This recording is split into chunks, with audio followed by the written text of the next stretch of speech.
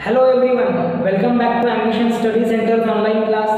शुरुआत कर रहे हैं हम हमारा साइंस वन का फिफ्थ लेसन हीट जो लेसन है वो आपके 10th सिलेबस के हिसाब से काफ़ी इंपॉर्टेंट लेसन है दोस्तों।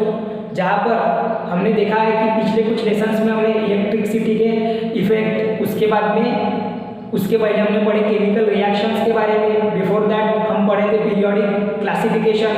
आज हम पढ़ रहे हैं हमारा साइंस वन का फिफ्थ लेसन हीट। देखो, हीट पढ़ने से पहले, हीट ये लेसन पढ़ने से पहले हमने पिछले क्लासेस में पढ़े थे कि हीट क्या होता है, टेम्परेचर और हीट का क्या डिफरेंस है। उसके साथ ही हमने पढ़े थे कि अलग अलग हीट ट्रांसफर्स के types like conduction, convection and radiation, है ना। तो ये सारी चीज़ों के बारे में हमको प्रॉपर नॉलेज है ही पहले से। तो आज हम ये लेसन में और कुछ एक्स्ट्रा जो लैटेंट हीट हो गया, after that specific heat, then after dew point, after हम बात करेंगे वहाँ पर एनोमलस बिहेवियर ऑफ वाटर, किस तरीके से अलग बिहेवियर शो करता है वाटर। ये सारी चीज़ों के बारे में हम पढ़ेंगे ये लेसन में। आपके 10th के सिलेबस के हिसाब से काफ़ी इंपॉर्टेंट लेसन है और आपको एक इजीली समझ जाएगा अगर आप कंसंट्रेशन के साथ में इसको करते हो तो। बड़ा ही सरल और सिंपल लेसन है ये। हमको शुरुआत करेंगे हम यहाँ पर इस लेसन की कुछ बेसिक डेफिनेशंस के साथ में जो हमने पिछले प्रीवियस क्लासेस में पढ़े थे। तो चलिए शुरुआत करते हैं। देखो, सबसे पहले हम समझ लेते हैं कि टेम्परेचर क्या होता है। अब टेम्परेचर जो एक कॉमन टर्म है आप सभी के लिए, आपने इसके पहले भी बहुत से बार टेम्परेचर इस वर्ड से रिलेट कर ही हो। टेम्परेचर ये जो वर्ड है वो क्या बोलता है, देखो, temperature is the measure of a degree of hotness in a body. अब यहाँ पर हमने बॉडी क्यों बोला है, जनरली हम सब्सटेंसेस की भी बात कर सकते हैं या कोई पर्टिकुलर अप्लायंस या फिर पर्टिकुलर पार्टिकल्स की बात कर सकते हैं जिसका क्या है एक पर्टिकुलर टेम्परेचर रहता है।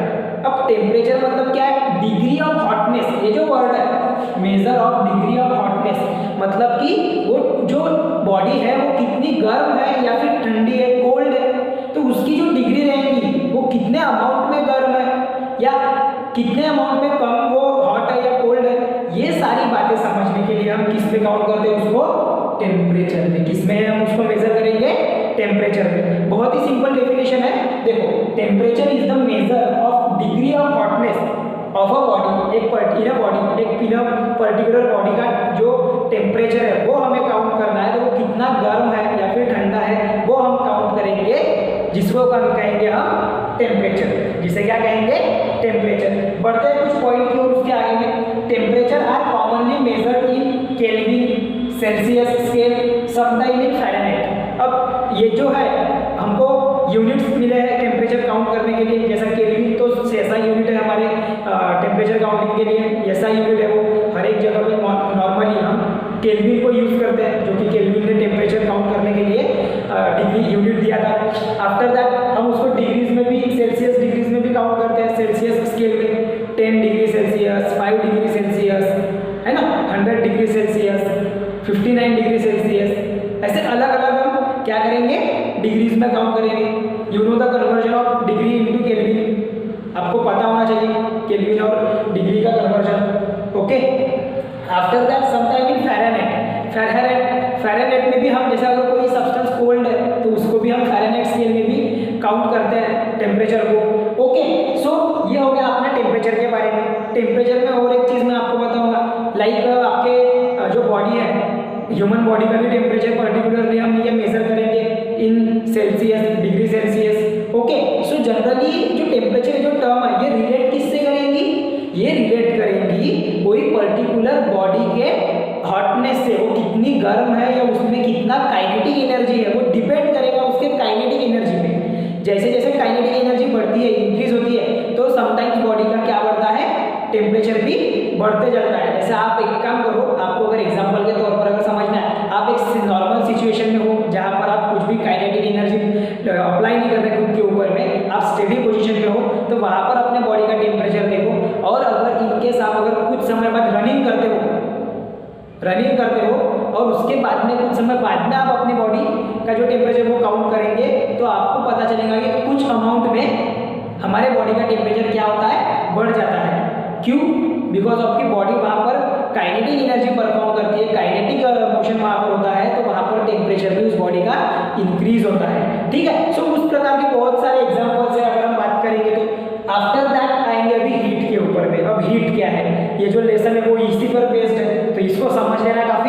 जरूरी हो जाता है। देखो अपने पिछले क्लासेस में पढ़े, इस बार फिर से मैं रिवाइज करा दूं।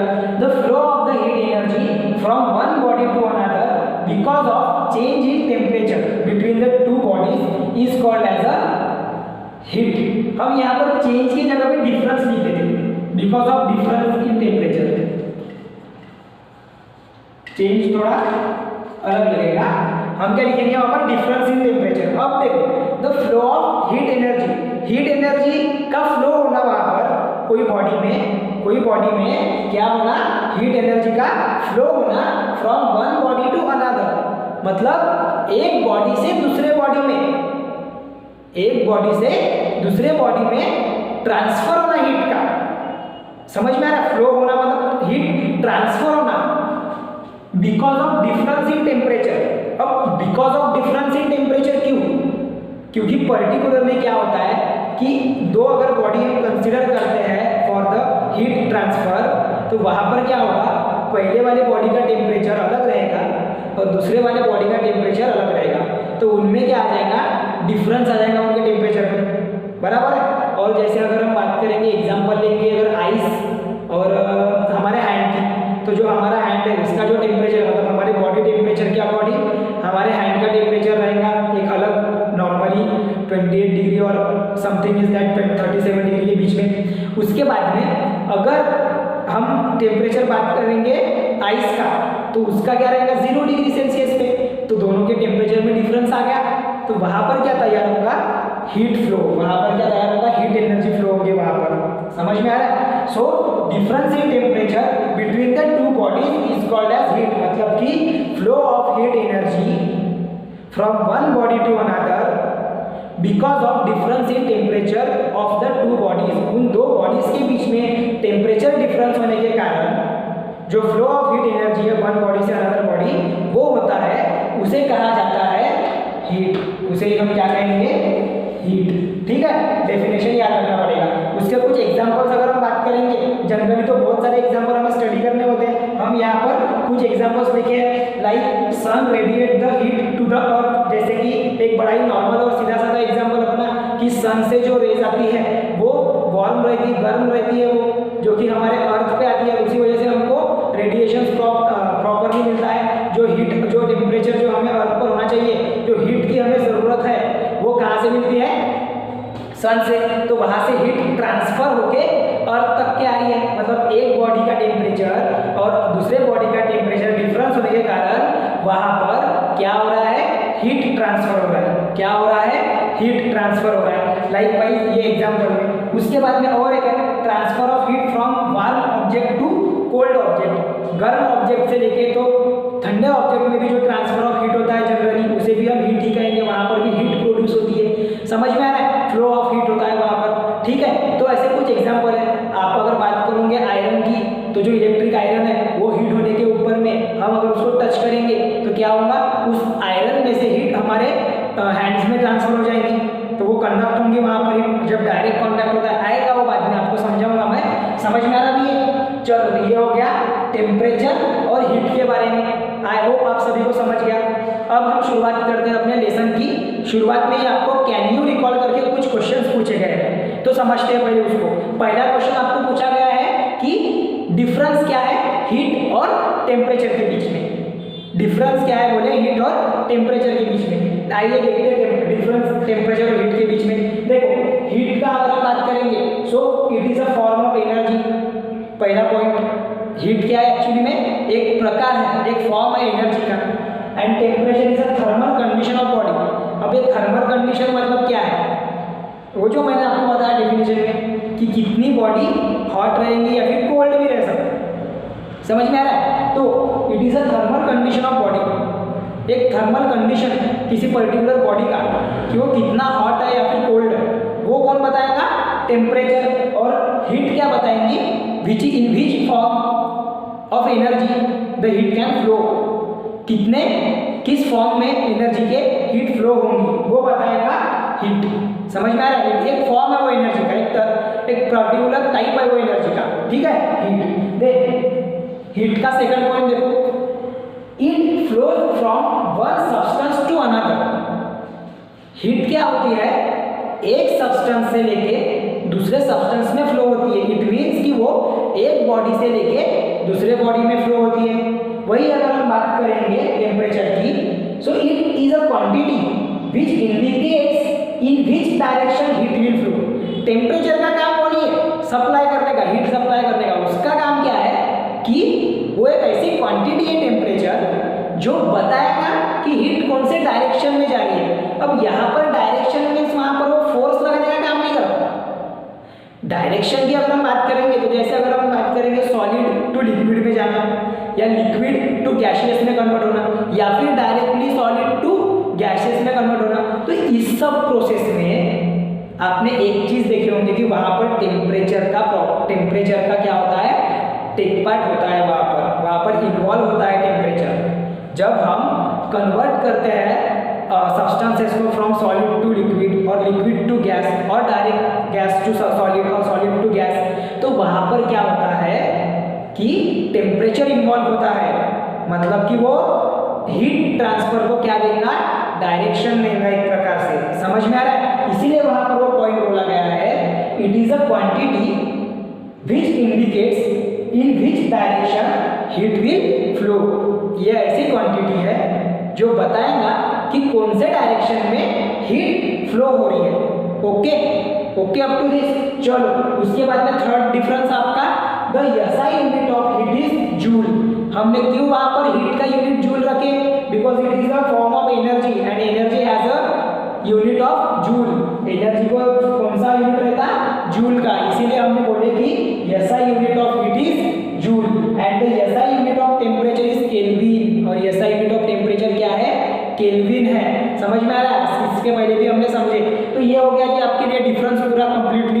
देखो आपको कैन यू रिकॉल में ये पूछा गया है तो मैंने उसको भी कवर करा है। इसके बाद में आपको कैन यू रिकॉल का सेकंड क्वेश्चन है कि what are the different ways of heat transfer.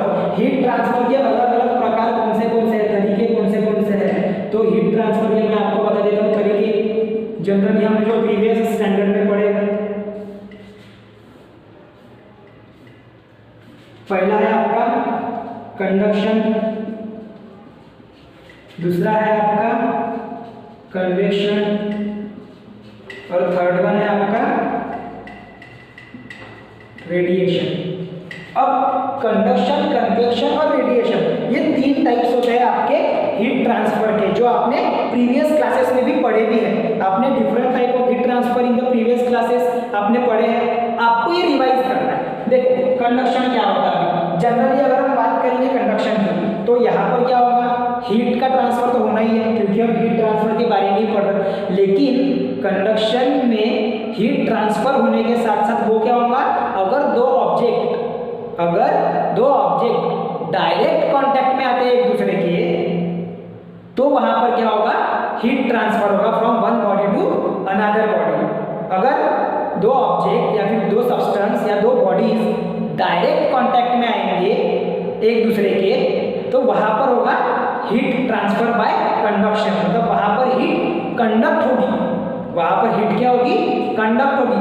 और जनरली जो कंडक्शन की जो प्रोसेस है हीट ट्रांसफर की, वो सॉलिड्स में देखी जाती है by the means of vibration. Molecules जो होते हैं सॉलिड मटेरियल के, वो क्या होते हैं, वाइब्रेट होते हैं, और वो वाइब्रेशन के मदद से वहां पर हीट ट्रांसफर होती है। तो अगर बात करेंगे हम कंडक्शन की, तो वहां पर क्या लिखेंगे, conduction of heat is the transfer of heat from one object to another object, from one object to another object by the direct contact, by their direct contact. उनके डायरेक्ट कॉन्टैक्ट में आ जाने से वहां पर क्या होगा, हीट ट्रांसफर होगा। आपके टेक्स्ट बुक में आपको वो नहीं दिया हुआ है, बस आपको इतना बताया कि what are the we have studied the different types of heat transfer, वही बताया गया है। हम उसको रिवाइज कर देते हैं, ठीक है।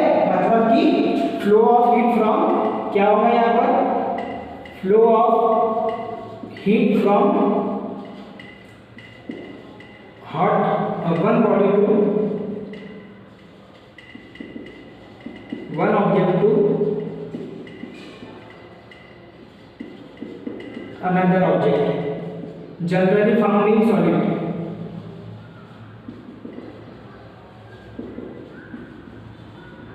जनरली ये किसमें देखा जाता है, सॉलिड्स में, ठीक है। और एग्जाम्पल अगर हम बात करेंगे, so touching an iron, an electric iron, चलो आयरन में कंफ्यूज हो जाऊंगी, आयरन विथ हैंड्स।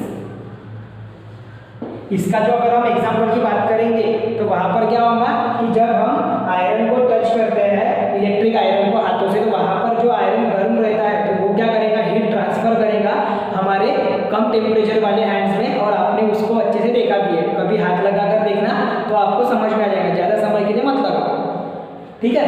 हाँ, इलेक्ट्रिक आयरन विथ हैंड्स, वहां पर होगा कंडक्शन, अपने आप हाथों में क्या होता है, अपने हैंड्स में कंडक्ट होता है हीट। ओके, देन आफ्टर हम बात करेंगे कन्वेक्शन की। So convection is also the heat transfer, but convection भी क्या है, टाइप है हीट ट्रांसफर का, लेकिन उसमें क्या आएगा हीट ट्रांसफर में, कन्वेक्शन में वो भी हीट ट्रांसफर होता है, लेकिन वहां पर क्या होगा कि दो जो पार्टिकल्स है या फिर दो जो ऑब्जेक्ट है वो एक दूसरे के साथ में मिक्स्ड होंगे, वो एक दूसरे के साथ में क्या होंगे, मिक्स्ड होंगे या फिर कांटेक्ट होगा। जैसे हम बात करेंगे अभी गर्म पानी और ठंडे पानी की, hot water and cold water, तो आपने देखे होंगे कि जब आप हॉट वाटर कोल्ड वाटर में गर्म कर अपना, हाँ, हॉट वाटर अगर हम कोल्ड वाटर में मिक्स करते हैं, जब हम हॉट वाटर कोल्ड वाटर में मिक्स करते हैं तो दोनों के बीच में जो हीट फ्लो होता है, जो हीट ट्रांसफर होता है, उसे कहेंगे हम कन्वेक्शन। उसे क्या कहेंगे हम,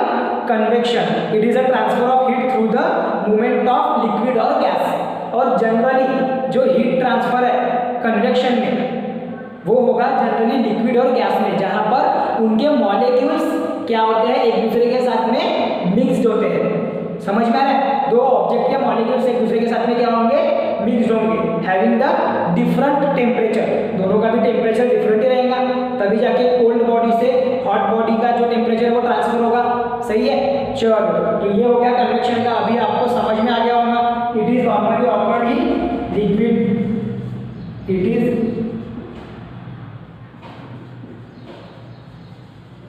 normally occurs in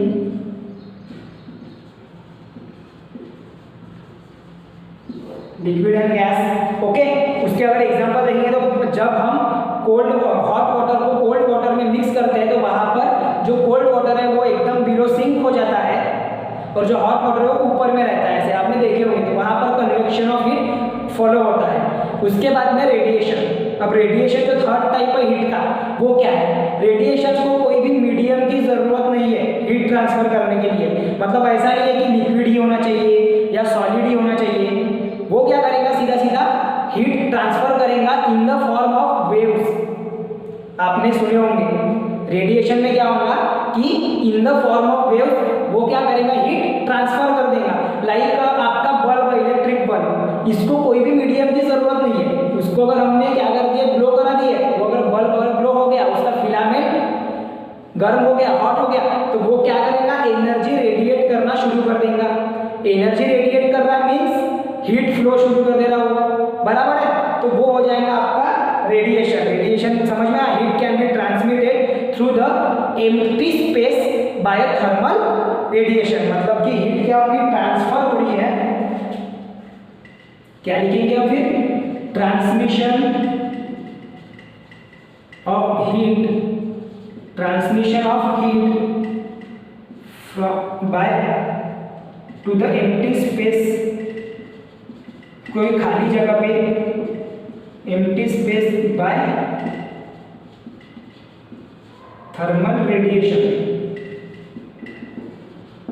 मतलब कि जब हम हीट ट्रांसफर करेंगे या फिर हीट रेडिएट करेंगे बाय द थर्मल, मतलब टेम्परेचर उसका हाई रहेगा, टेम्परेचर की वजह से जो हीट रेडिएट हो रही है उसे हम कहेंगे रेडिएशन।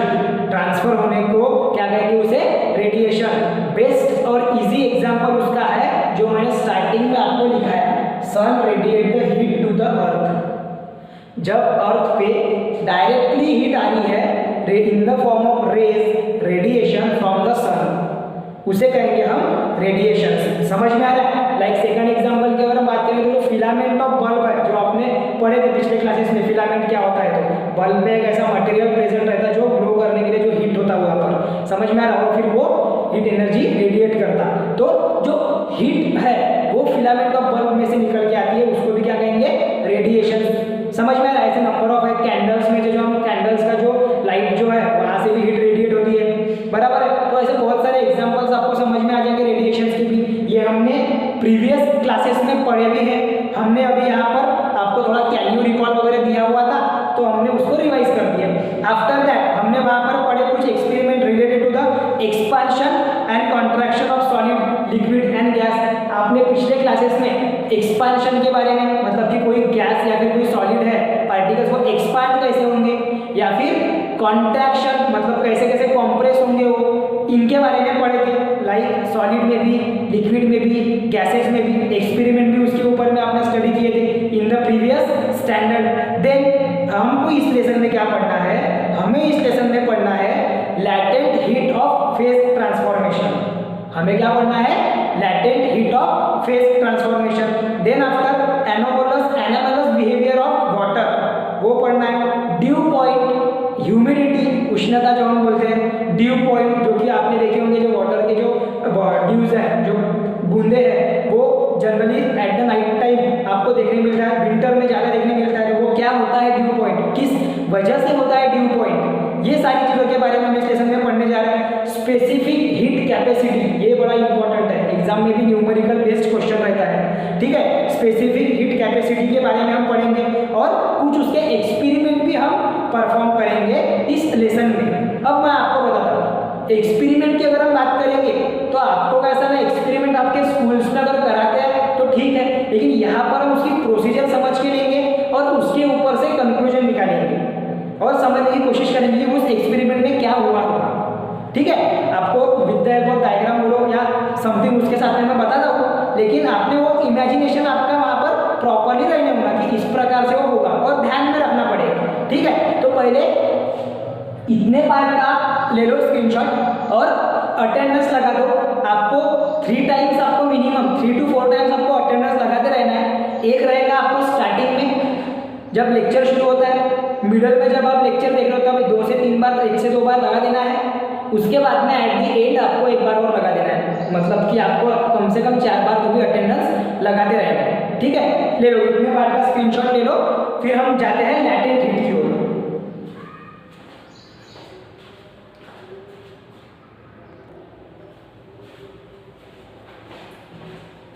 तो आई होप आप सभी ने अटेंडेंस भी लगा दिए होंगे और स्क्रीनशॉट भी निकाल लिए। अब बढ़ते हैं अपने टॉपिक की ओर, that is a latent heat. अब लैटेंट हीट क्या होता है, दरअसल वो समझने से पहले हम एक एक्सपेरिमेंट परफॉर्म करेंगे जो कि आपको ट्राइडिस में दिया हुआ है टेक्स्ट बुक के अंदर, और उसके ऊपर से समझने की कोशिश करेंगे कि latent heat means actually what. देखो एक्सपेरिमेंट के लिए हमें लग रहा है एक ग्लास बीकर जिसके अंदर में हम लेंगे आइस के क्यूब्स, पता ही है आपको। हमें लगेगा बर्नर फॉर हीटिंग, उसके बाद में स्टैंड उस ग्लास बीकर को रखने के लिए।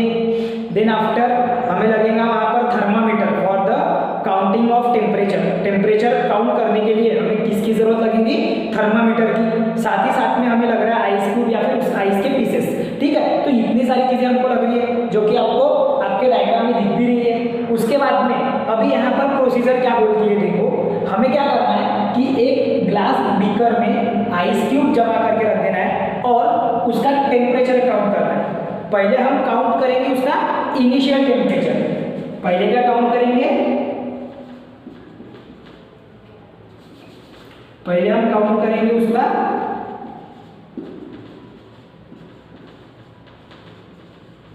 इनिशियल टेम्परेचर जो कि रहेगा 0 डिग्री सेल्सियस। आइस है तो उसका जो इनिशियल टेम्परेचर है वो कितना रहेगा, फिर पहला 0 डिग्री सेल्सियस। देन आफ्टर हमें क्या करना है कि ये जो बर्नर हमने लगाया है इसको हमें हीट करना शुरू कर देना है। ये बर्नर के मदद से हमें क्या करना है, वो जो ग्लास बीकर है, वो जो ग्लास बीकर है उसको हमें क्या करना है, हीट करते रहना है। अब हीट करेंगे तो बराबर ऑब्वियसली हीट ट्रांसफर हो रही है। हीट ट्रांसफर हो रही है मतलब कि आइस अभी क्या होगा, मेल्ट होना शुरू हो जाएगा।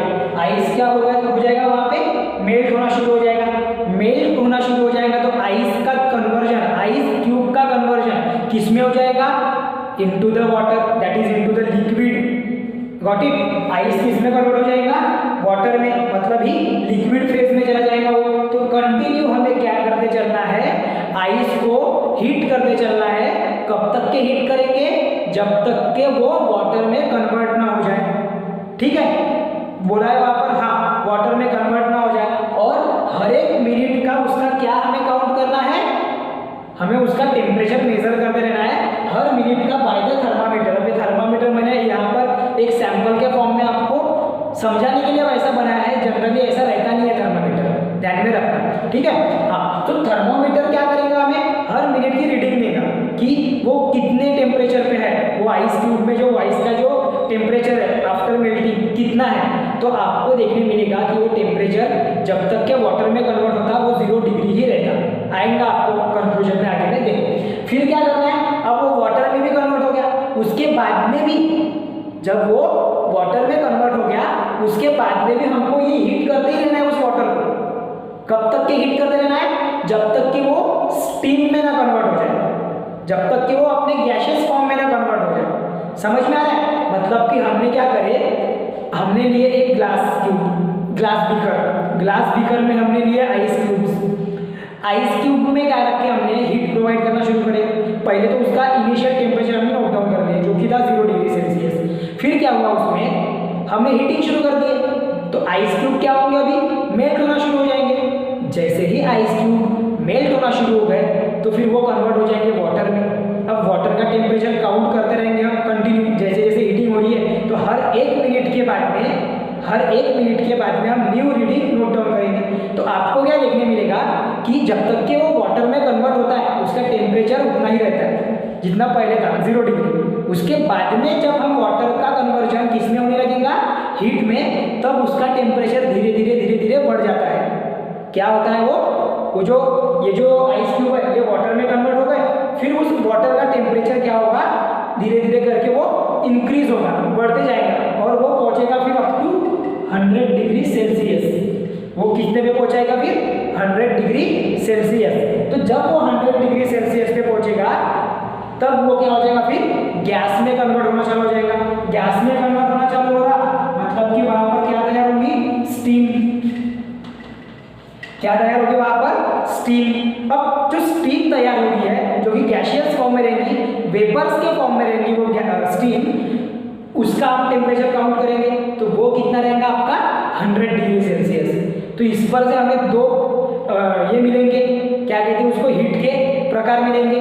पहला रहेगा लैटेंट हीट ऑफ फ्यूजन, मतलब कि गैस का कन्वर्जन होना लिक्विड में, सॉलिड का कन्वर्जन होना लिक्विड में। और उसके बाद में मिलेगा हमें लैटेंट हीट ऑफ वेपराइजेशन, जो कि वाटर का कन्वर्जन होता है फिर गैसियस में, वेपर्स में। ठीक है, ऐसे दो हम टर्म्स को यहाँ पर स्टडी करेंगे। तो ये था आपका experiment for understanding the concept of latent heat. समझ में आ रहा, उसमें से हमने क्या कंक्लूड कर रहे हैं हीट करने के बाद में, वो मैंने आपको यहाँ पर लिख कर दिया हूँ, उसको भी एक बार पढ़ लेते हैं। देखो, the temperature of mixture remains 0 degree till the ice melt completely. मतलब कि वो जो मिक्सचर है, ये जो मिक्सचर है इसका जो टेम्परेचर है ये 0 डिग्री ही रहेगा। कब तक के 0 डिग्री रहेगा, जब तक के आइस कंप्लीटली मेल्ट नहीं हो जाता, जब तक के आइस कंप्लीटली मेल्ट नहीं हो जाता। Then after if we continue heating, जब हम उसको मेल्ट होने के बाद में भी अगर उसको अगर कंटिन्यू हीट करते हैं, even after the ice convert into water, वही मैंने बताया, the temperature of water start rising and reaches to 100 degree celsius. तब क्या होगा, जब हम वाटर में कन्वर्ट होने के बावजूद हम उसको अगर हीट करते हैं तो ये जो वाटर है उसका टेम्परेचर फिर बढ़ते चला जाएगा और वो कहाँ तक के पहुंच जाएगा, 100 डिग्री सेल्सियस। और जैसे ही वो टेम्परेचर 100 डिग्री सेल्सियस हुआ, the water converting into the steam, water converting into the steam, मतलब वो गैस के फॉर्म में क्या हो जाएगा, कन्वर्ट होना शुरू हो जाएगा। ये था आपका एक्सपेरिमेंट। अब इसके ऊपर में हमें ये जो टेम्परेचर और टाइम है, मतलब टाइम के बढ़ते बढ़ते कैसे कैसे टेम्परेचर बढ़ा, उसका हमें क्या बनाना है, एक ग्राफ बनाना है। टाइम के बढ़ते बढ़ते टेम्परेचर कैसे बना, उसका हमें क्या बनाना है, ग्राफ बनाना है। ओके, चलो तो करते हैं, इसका ग्राफ स्टडी करेंगे। पहले इतने पार्ट का आप स्क्रीनशॉट ले रहे हो तो लो, नहीं तो फिर मैं आपको पहले ग्राफ बना के उसको समझाने की कोशिश करता हूँ। ठीक है।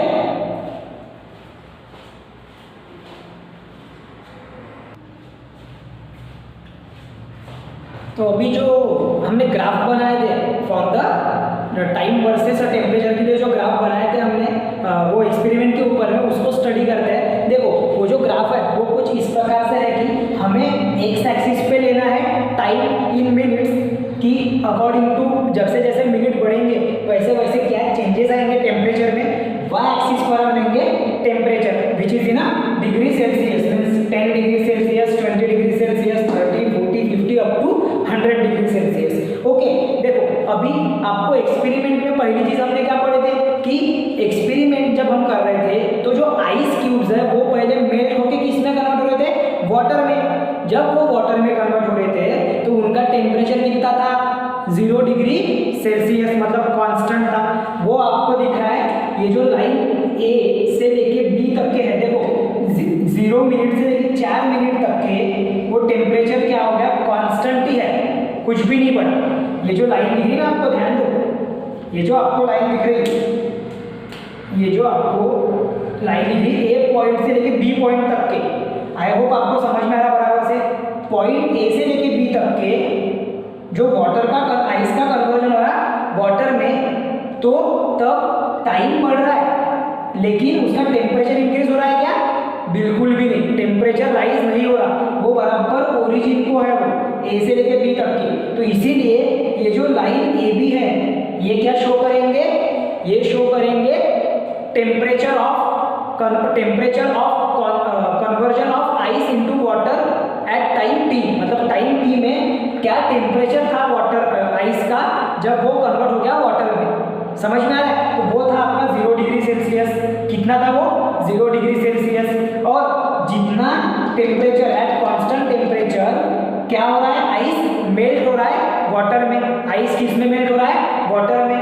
उसको हम कहेंगे melting point of ice at a constant temperature और a temperature at which ice convert into liquid is called as melting point of that ice। समझ में आ रहा है, is called as melting point of that ice। समझ में आ रहा है? चलो उसके बाद में हम आते हैं फिर पॉइंट बी पे। जब यहाँ पर देखो 4 मिनट्स दिख रहा है, अब ये जो लाइन बी से लेके सी तक के है, ये जो लाइन बी से लेके सी तक के है, यहाँ पर क्या हो गया, कंप्लीट आइस वाटर में कन्वर्ट हो गया। फिर हमने कंटिन्यू रखे, हीट प्रोवाइड करना कंटिन्यू रखे, जैसे आपने वो एक्सपेरिमेंट में सुने थे। हम क्या कर रहे हैं, कंटिन्यू उसको हीट देते जा रहे हैं। तो वहां पर क्या होगा, जैसे जैसे समय बढ़ रहा है वैसे वैसे टेम्परेचर भी क्या होगा, इंक्रीज होगा। जैसे जैसे समय बढ़ रहा है वैसे वैसे टेम्परेचर भी क्या हो रहा है, इंक्रीज हो रहा है। और वो कहाँ तक के जाके पहुंचना, अप टू 100 डिग्री सेल्सियस। कितने डिग्री तक के जाके पहुंच रहा वो, अप टू 100 डिग्री सेल्सियस। जब वो 100 डिग्री सेल्सियस में जाएगा तो वाटर का बॉइलिंग पॉइंट बढ़ जाएगा। क्या बढ़ जाएगा, वाटर का बॉइलिंग पॉइंट बढ़ जाएगा। और बॉइलिंग पॉइंट किसे कहते हैं, एट कांस्टेंट टेम्परेचर और at a temperature at which water converts into gases और water convert into steam is called as boiling point of water.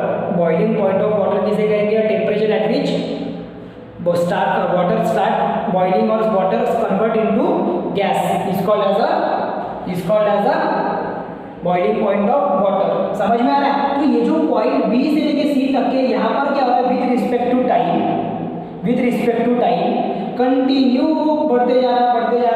समझ में आ रहा है? और वो कब तक, कहाँ तक के पहुँच रहा, 100 डिग्री सेल्सियस तक के। और उसके बाद में वो हो जाएगा स्टॉप। उसके बाद में वो क्या हो जाएगा, बॉइल, मतलब टेम्परेचर क्या हो जाएगा, इंक्रीज होना स्टॉप हो जाएगा, मतलब कि कांस्टेंट रहेगा वहां पर। तो उसे कहेंगे हम बॉइलिंग पॉइंट ऑफ वाटर। समझ में आपको ग्राफ? अब वो ग्राफ पर से पहले हम पढ़ते हैं लैटेंट हीट ऑफ फ्यूजन, जहां पर मेल्टिंग पॉइंट के बारे में पढ़ते हैं, मतलब ये इतने लाइन के लिए।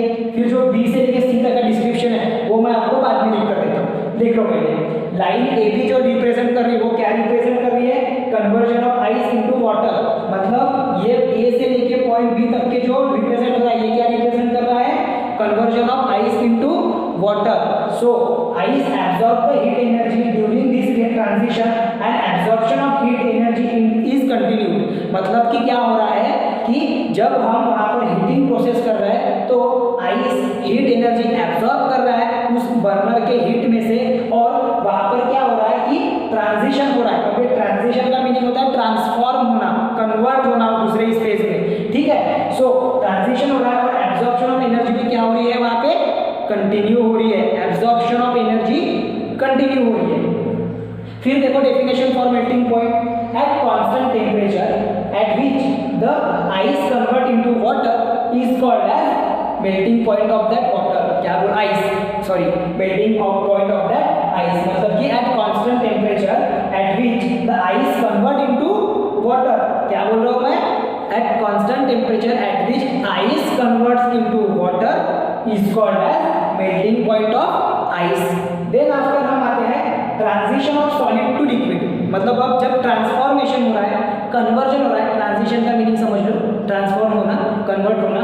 सो transition of solid to liquid, transition of solid to liquid, object absorb heat energy. जब सॉलिड में, सॉलिड का कन्वर्जन लिक्विड में हो रहा होता है तो ऑब्जेक्ट क्या करेगा, एब्जॉर्ब करेगा हीट एनर्जी को, और टेम्परेचर वहां पर इंक्रीज नहीं होगा। इट मीन्स कि टेम्परेचर कांस्टेंट रहेगा।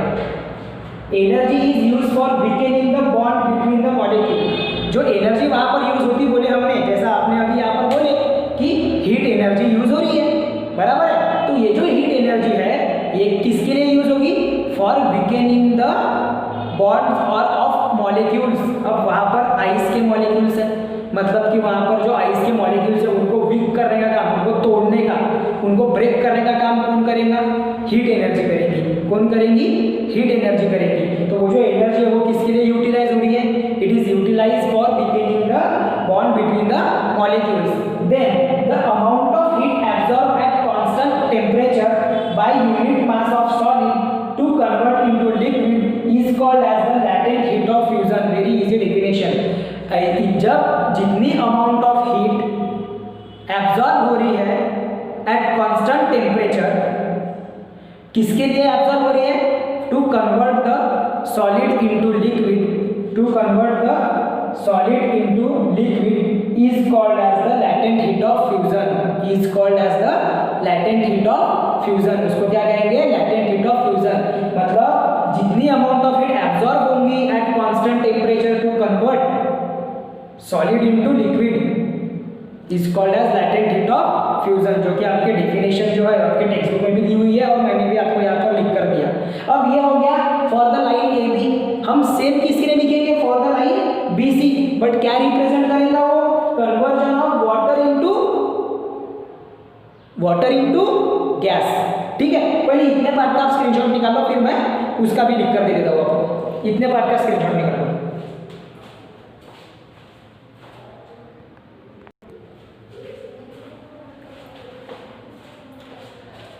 तो अभी समझते हैं हम for the concept of B to C point के लिए जो लाइन हमें ड्रॉ करें ग्राफिकल रिप्रेजेंटेशन में, तो वो क्या शो करती है। देखो line B C shows conversion of water into vapours. सीधी सी बात है, यहाँ पर क्या हो रहा है, टेम्परेचर इंक्रीज हो रहा है विद रिस्पेक्ट टू टाइम। तो जैसे जैसे टेम्परेचर इंक्रीज होगा वैसे वैसे वाटर वाटर क्या होगा, बॉइल होना शुरू हो जाएगा।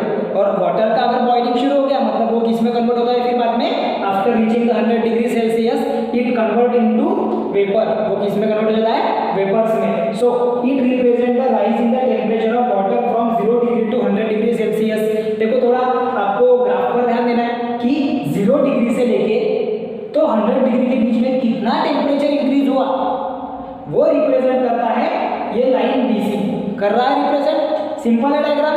चलो बता दिए वो भी अपन ने।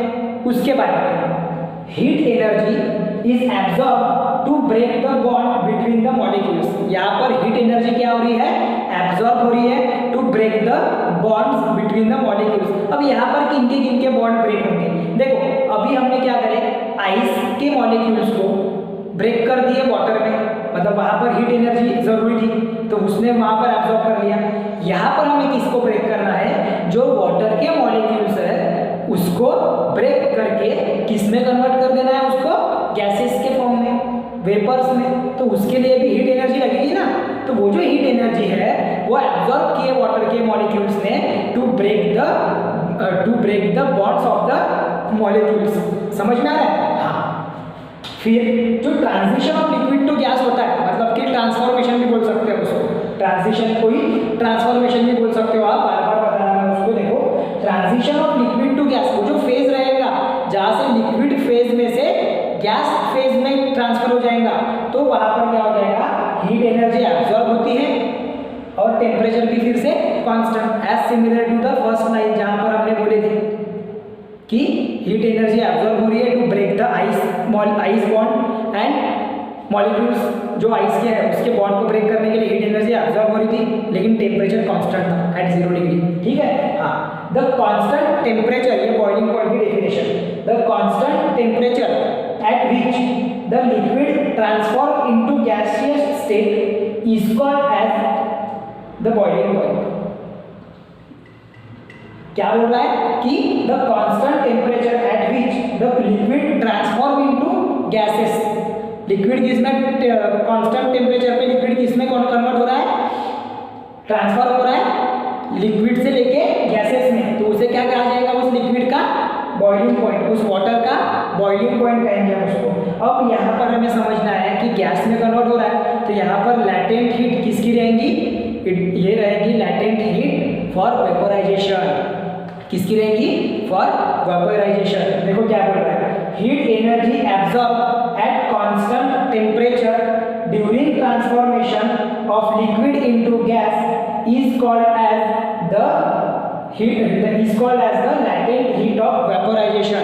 मीन्स कि जितने अमाउंट ऑफ हीट एब्जॉर्ब हुई है एक कांस्टेंट टेम्परेचर पे to convert the liquid into the gas is called as the latent heat of vaporization, latent heat of vaporization. समझ में आएगा क्या बोल रहा हूँ? तो हमें जितनी हीट एब्जॉर्ब होगी during the transformation of liquid into gas, जब हम लिक्विड को, मतलब कि यहाँ पर हम वाटर को कन्वर्ट कर रहे हैं गैस के फॉर्म में, मतलब वेपर्स के फॉर्म में, तो वहाँ पर उस गैस को गैस के फॉर्म में कन्वर्ट करने के लिए जितनी हीट एनर्जी एब्जॉर्ब होगी, मतलब कि एब्जॉर्ब कर रहा है मतलब उसमें उसकी जितनी हीट एनर्जी नीड रहेगी उसकी, उस हीट एनर्जी की, उसको कहेंगे लैटेंट हीट ऑफ वेपोराइजेशन, जहाँ पर कांस्टेंट टेम्परेचर है। टेम्परेचर कैसा है वहाँ पे? कांस्टेंट है। समझ में आ रहा है? तो इसे कहेंगे हम latent heat of vaporisation. Learn करना पड़ेगा पूरा कॉन्सेप्ट। देखो इजी कॉन्सेप्ट है, बस थोड़ा फोकस के साथ में और लर्निंग पर ध्यान रखना पड़ेगा, समझ समझ के लिख कर देखना पड़ेगा आपको ये डेफिनेशंस को, वो ग्राफ को अच्छे से समझना पड़ेगा क्या बोला गया है। ध्यान में आ रहा है क्या? हाँ, आफ्टर 100 डिग्री वहाँ पर वो गैस में कन्वर्ट होता है, ऐसा आपको ट्रिक्स भी बनानी पड़ेंगी। समझ में आ गया? तो चलो इतने पार्ट का लिखो। उसके बाद में आपके टेक्स्ट बुक में आपको कुछ डिफरेंट मेल्टिंग पॉइंट और बॉइलिंग पॉइंट दिए हुए हैं, specific heat, specific latent heat का, लैटेंट हीट ऑफ फ्यूजन के लिए भी कुछ वैल्यूज दी हुई है, like water, ice, copper, ethyl alcohol. इसको भी आपको आपके नोट्स में बना के रखना है और इसको याद रखना पड़ेगा। होता है समटाइम्स कि दिया नहीं रहता है न्यूमेरिकल्स में, या आपको न्यूमेरिकल्स में काम में आ सकते हैं। जनरली न्यूमेरिकल्स में देखे रहते वैल्यूज, बट स्टिल नहीं देखे रहे तो फिर आपको ध्यान में रखना पड़ेगा ना। उसके लिए आपको आपके नोट्स बनाते वक्त इसको भी आपको लिख कर रखना है आपके नोट्स में। ध्यान में आ रहा है? आपके नोट्स में पहले आप पूरा ये लिखोगे, ग्राफ वगैरह का पूरा डिस्क्रिप्शन, उसके बाद में आपको डेफिनेशन लिखना है, डेफिनेशन के बाद में वो टेबल बनाना है पेज नंबर 63 पे जो है। चलो इतने पार्ट का स्क्रीनशॉट लो और फिर हम ब्रेन पावर के कुछ क्वेश्चंस करते हैं।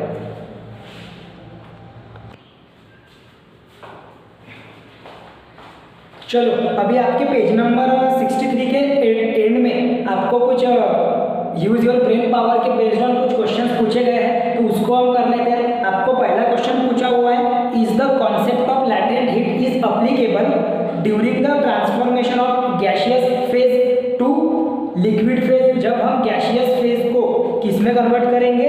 लिक्विड में, मतलब कि हम क्या कर रहे हैं, गैसियस टू लिक्विड। और क्या बोला है आपको? And form from liquid phase to solid. और दूसरा क्या बोला है? Liquid to solid. तो मतलब हम क्या बोल रहे हैं यहाँ पर क्वेश्चन में कि अगर हम गैसियस फेज को लिक्विड में कन्वर्ट करते हैं, उल्टा उसका जो हमने इसके पहले करे, और लिक्विड को सॉलिड में कन्वर्ट करते हैं, तो यहाँ पर लैटेंट हीट का जो कॉन्सेप्ट है वो यूजफुल है क्या, वो अप्लीकेबल है क्या? तो वहाँ पर हमारा आंसर आएगा yes, It is applicable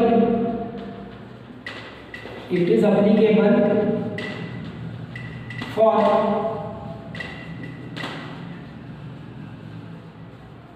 transformation of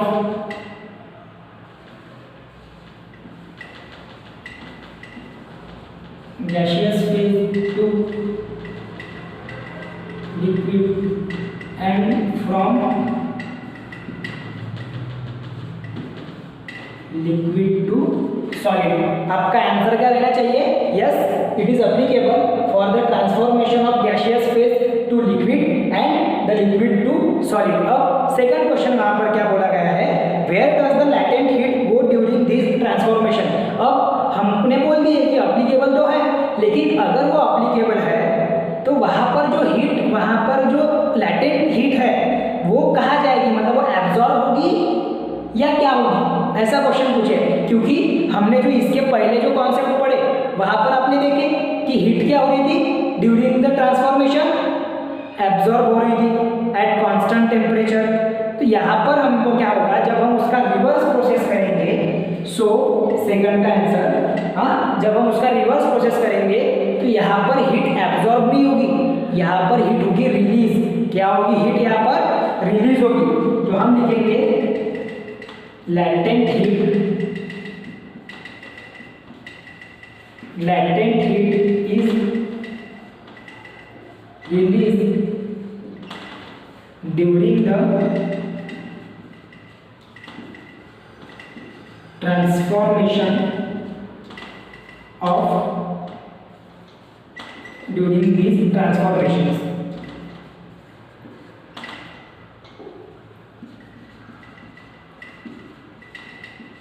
in